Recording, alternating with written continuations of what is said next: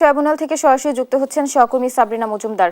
সাবরিনা, ট্রাইব্যুনালে আজ কোন কোন মামলার কার্যক্রম রয়েছে বিস্তারিত জানাবেন।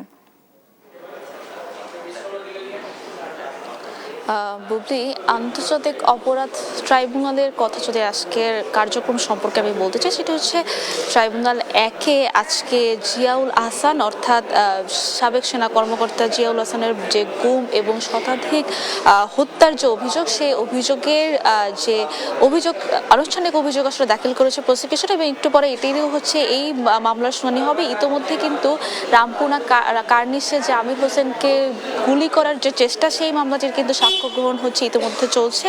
এবং সেই সাথে যদি বলতে চাই যে আজকে সাবেক সেনা কর্মকর্তা জিয়াউল আহসানের যে আনুষ্ঠানিক অভিযোগ যে দাখিল করেছে প্রসিকিউশন, সেখানে মোট 5টি অভিযোগ আনা হয় এবং সেই অভিযোগের মধ্যে কিন্তু গুম করে হত্যা চেষ্টা এবং সেই সাথে চিফ প্রসিকিউটর এর আগে যখন 5টি অভিযোগ এনেছিলেন, ট্রাইব্যুনালকে জানিয়েছিলেন, সেখানে কিন্তু আমরা দেখেছি যে প্রথমে গুম এবং পরে গুম করে হত্যা, এবং সেই সাথে যাদেরকে গুম করা হয়েছে, যাদেরকে হত্যা করা হয়েছে, তারা কিন্তু নিজেদের হাতে গুলি নিয়ে, পিস্তল নিয়ে আসলে গুলি করেছে, সেই অভিযোগগুলো আসলে আনা হয়েছে।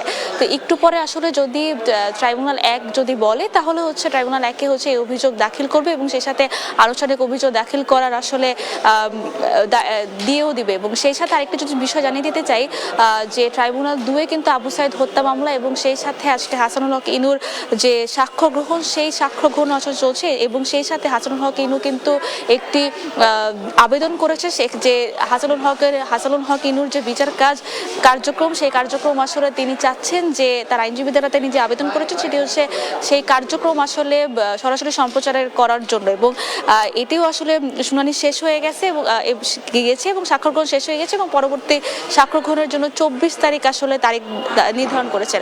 তো এখন পর্যন্ত আসলে ট্রাইব্যুনাল 1-এ জিয়াউল আহসানের যে অভিযোগ দাখিল হবে, সেটির আসলে কার্যক্রম শুরু হয়নি। যখন শুরু হবে তখন আসলে আমি আপনার মাধ্যমে জানাতে পারবো। তো এখন পর্যন্ত এই ছিল সর্বশেষ খবর, বুবলি।